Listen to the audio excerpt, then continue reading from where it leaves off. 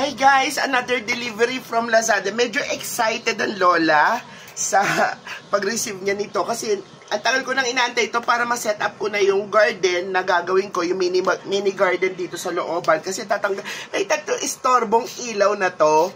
Tatanggalin ko na to kasi hindi ako makapag-vlog dito nang grabe yung grow lights ko, no? So eto na siya, oh. So I'm opening it for the first time. Alam mo, box lang talaga siya at di ba?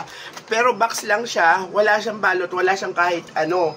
Hindi ko lang alam kung teka, sandali, saan ba yung blade ko? Nawala na. Hindi ko alam kung buo siya or what. Kasi tingnan mo nga, yan. So, ito, buksan na natin siya.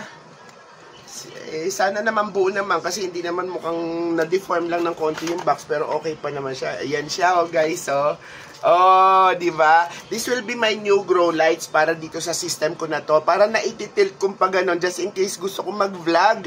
Kasi ang liwanag na ako mapag-vlog, nakakaasar. So, tingnan natin siya for the first time. Ang expectation ko is medyo malaki siya. Pero maliit lang pala siya, guys. Hindi siya ganun kalaki. Pero okay lang as long as it can provide the proper light para dito sa plants ko, dito sa loob. I will be using this special para sa aking mga special succulents like Derstinia and also yung mga aking euphorbia na maliliit, yung Francosii at saka yung aking, ano pa ba yun, yung Turalensis, yan.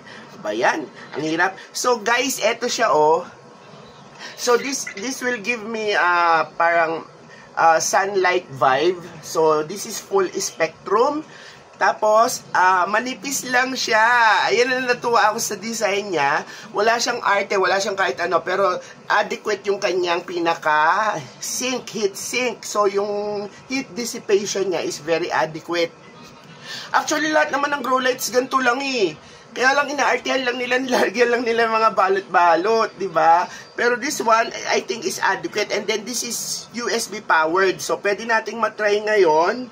At hindi ako matatakot mamatay sa ground. Actually, sige na nga, i-discuss pa natin yung iba bago ko i-discuss yung USB tuba niya. So, ito yung pinaka-stand niya. So, meron din siya telescopic stand. It will help kasi, kung ilalagay mo siya sa mga area na yung mga plants mo increasing yung kanyang height, so much better na yung gantong klaseng grow lights na may telescopic system. So meron din siyang stand na available. Actually mabigat siya, kayang-kaya naman niya siguro.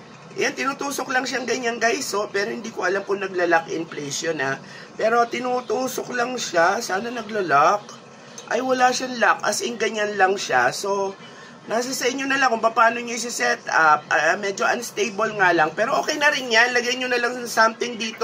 Pwede nyo naman siksikan dito ng something para hindi siya masyadong freely na umiikot na ganyan. Pero sometimes, mas maganda nga yung ganyan. Ikot-ikot mo lang. Kung kailangan mo mag-vlog dito sa area na to, at least ikot mo lang siya, di ba?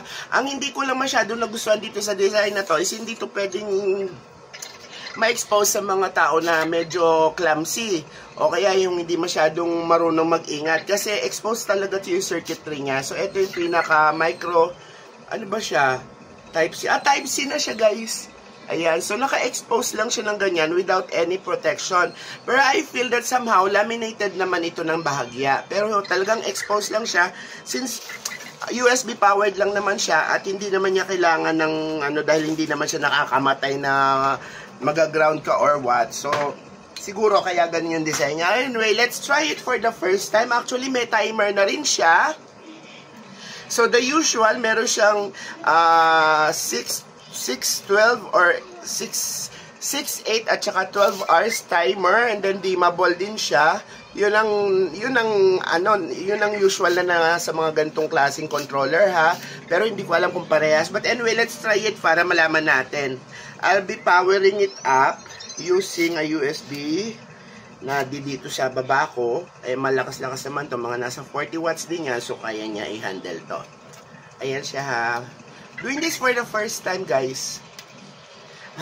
Alam niyo, may customer ako. Lika, dali. Dali. Halika rito, dali. Nag-aantay siya. Ang bait-bait. Halika, dali. Sige ka, i-expose kita dyan. Halika, dali. Halika rito, dali. Habang hindi ko pa ito na-try, stand up na. Paras din ipo-focus din kita Dali, stand up at mag-hi ka naman sa ating mga viewers. Halika na! Ayan, halika, dali. Ayan o. Ayan. This is Jampol. Ang gwapo, no? Hindi ka pa nag-hi! Hi. Ayan, hi. Hi. Mahiyain. Anyway, guys, eto na, try na natin siya. Ayan, nag-autofocus na naman yung ating light system. But anyway, tingnan natin ha. Ayan, sinaksak ko na siya sa USB. Okay. Try natin siya for the first time kung andar. Sana naman umandar. Wala nang return. Diyos ko. So, ching! Oh! Diba? Kaya lang guys, hindi siya ata sunlight. Parang feeling ko ano siya. Ba't ganun? Baka kailangan i-add. Hindi decrease yun lang siya. Hindi siya ganong maliwanag. Nakubokot pa ako dito. Baka magdadagdag ako. But anyway, may backup ako. Actually, may binili pa akong isa. Kung mapapansin nyo, it's not that bright. So, again tayo ha. So, parang ano lang siya, supplement light lang siya siguro. Ang feeling ko lang ha. Pero, yung mga ganitong klaseng ilaw, it actually does the trick with low lights na plants, pero hindi to pwede sa mga sa mga euphorbia ko. Feeling ko lang masyado tong mahina as compared dito sa ilaw ko dito. Itong ang ilaw ko dito ayun. Itong ang ilaw ko ngayon dito nahihinaan pa ako. So medyo disappointed tayo. Pero ang magagawa ko na lang dito guys is magdadagdag na lang tayo ng mga extra light.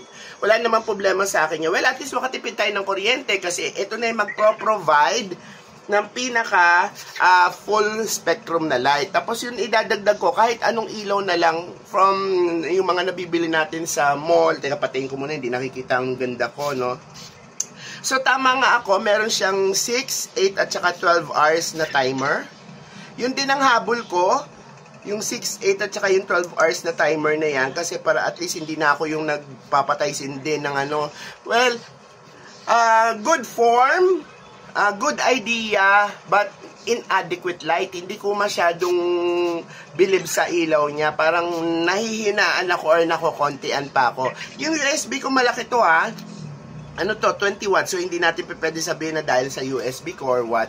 Pero, at the same time, yung form factor niya for plants with low lights needs, like yung mga philodendron, yung mga ganon, yung mga indoor plants na malalaki ang dahon, pwedeng-pwede na to, yung hindi masyadong demanding pagdating sa sunlight. Okay, if you want this kind of video na nagre-review ang lola ng mga needs, Peter, don't disturb me. Nagre-review ang lola ng mga needs ng ating mga indoor gardening at bumibili ang lola ng mga ganito. Please do like, share, and subscribe to your lola's channel. Hit that notification button just in case may mga another video ko na may mga binibili akong ganitong item. And please, don't skip the ads. And kung kayo naman ay nasa ibang platform, it's always your Lola with an H, L-O-L-A-H, Bong Lim here saying, always remember, happy plant, happy life.